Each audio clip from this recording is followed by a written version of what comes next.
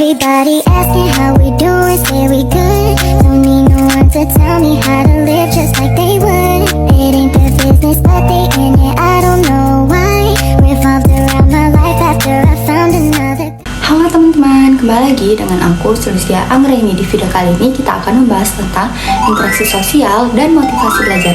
Apa sih interaksi sosial dan motivasi itu? Interaksi sosial adalah suatu tindakan komunikasi yang dilakukan antara dua orang atau lebih yang dilakukan secara langsung maupun tidak langsung. Nah, pengertian motivasi adalah suatu dorongan yang muncul dalam diri seseorang untuk melakukan atau berpikir dengan tujuan tertentu, baik secara langsung maupun tidak langsung. Baik secara sadar maupun tidak sadar. Apa saja jenis dan ciri-ciri dari interaksi sosial dan apa saja ciri, sumber, dan peran dari motivasi? Yuk kita bahas.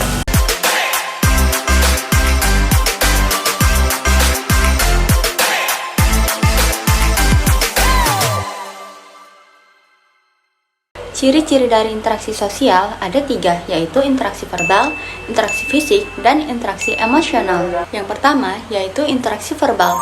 Interaksi verbal dapat diartikan sebagai proses komunikasi secara timbal balik yang terjadi antara dua orang atau lebih yang saling mempengaruhi, yang dilakukan secara lisan dengan tujuan tertentu.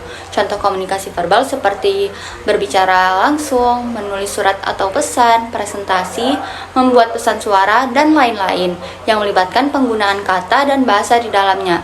Suatu bentuk komunikasi tanpa menggunakan kata namun menyampaikan pesan tertentu.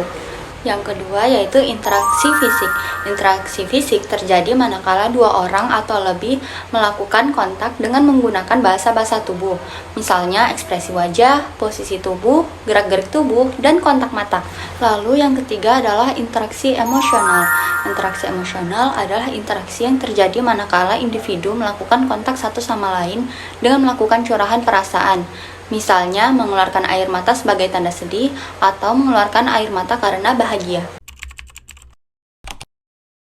Ciri-ciri dari interaksi sosial yaitu yang pertama, adanya dua orang pelaku atau lebih. Yang kedua, adanya hubungan timbal balik antar pelaku. Yang ketiga, diawali dengan adanya kontak sosial baik secara langsung maupun tidak langsung. Dan yang keempat, mempunyai maksud dan tujuan yang jelas. Lalu yang selanjutnya kita akan membahas tentang interaksi pengajar dan peserta didik. Apa sih yang dimaksud dengan interaksi pengajar dan peserta didik itu? Interaksi dalam proses pembelajaran merupakan suatu aksi yang dilakukan oleh seorang guru dalam menyampaikan pembelajaran hingga terjalinnya hubungan yang harmonis antar guru dengan siswa dan siswa antar siswa. Jenis-jenis pola interaksi ada 3, yaitu yang pertama pola interaksi satu arah. Interaksi satu arah merupakan tipe interaksi di mana guru aktif menyampaikan materi yang harus dikuasai oleh peserta didik, sedangkan peserta didiknya hanya mendengarkan, sehingga materi sulit dipahami. Lalu yang kedua adalah pola interaksi dua arah.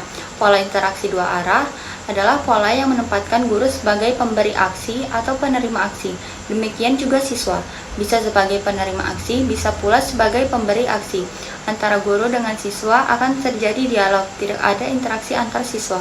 Lalu yang ketiga yaitu pola interaksi multi arah, yakni komunikasi yang tidak hanya melibatkan interaksi dinamis antar guru dengan siswa. Lalu yang ketiga yaitu pola interaksi multi arah, yakni komunikasi yang tidak hanya melibatkan interaksi dinamis antar guru dengan siswa, tetapi melibatkan interaksi yang dinamis antar siswa yang satu dengan yang lainnya. Nah, itu tadi pembahasan tentang interaksi sosial serta interaksi pengajar dan peserta didik. Selanjutnya kita akan membahas tentang motivasi. Seperti yang sudah saya jelaskan di awal video tadi, motivasi adalah dorongan yang muncul dalam diri seseorang untuk melakukan atau berpikir dengan tujuan tertentu, baik secara sadar maupun tidak sadar. Lalu, apa saja jenis-jenis dari motivasi itu? Motivasi terbagi menjadi 2 macam, yaitu motivasi intrinsik dan motivasi ekstrinsik. Motivasi intrinsik adalah motif-motif yang menjadi aktif atau berfungsinya tidak perlu dirangsang dari luar, karena setiap individu sudah ada dorongan untuk melakukan sesuatu. Berbeda dengan motivasi ekstrinsik. Motivasi ekstrinsik adalah motif-motif yang aktif dan berfungsi karena adanya perangsang dari luar. Motivasi ekstrinsik diperlukan agar siswa mau belajar. Selanjutnya adalah sumber motivasi. Ketika termotivasi, seseorang akan bergerak dan mengambil tindakan. Menurut positif psikologi, motivasi dipengaruhi oleh kepuasan kebutuhan yang diperlukan untuk mempertahankan hidup atau penting untuk kesejahteraan dan pertumbuhan. Melansir Very Well Mean, motivasi tidak hanya mengacu pada faktor-faktor yang mengaktifkan perilaku. Ia juga melibatkan faktor-faktor yang mengarahkan dan mempertahankan tindakan yang diarahkan pada tujuan ini. Apa sih peran dari motivasi itu? Di dalam kegiatan belajar, peran motivasi sangat diperlukan. Peran dari motivasi belajar tersebut adalah dapat menumbuhkan gairah dan juga semangat dalam menjalani proses kegiatan belajar. Dengan motivasi ini, peserta didik dapat mengembangkan aktivitas dan inisiatifnya, dan juga dapat mengarahkan serta memelihara ketekunan dalam melakukan kegiatan belajar. Apa saja unsur yang memengaruhi motivasi dalam belajar? Unsur-unsur yang memengaruhi motivasi belajar yaitu yang pertama, cita-cita atau aspirasi siswa, yang kedua kemampuan siswa, yang ketiga kondisi siswa, yang keempat kondisi lingkungan siswa, dan yang kelima unsur-unsur dinamis dalam belajar dan pembelajaran. Apa saja upaya dalam motivasi belajar? Upaya motivasi dalam belajar seperti memperjelas tujuan yang ingin dicapai, membangkitkan minat siswa, memberikan pujian, menciptakan suasana yang menyenangkan dalam belajar, menggunakan variasi metode penyajian yang menarik, dan mengetahui hasil belajar. Sekian materi interaksi sosial dan motivasi belajar dari saya. Sampai jumpa di video selanjutnya. Bye-bye.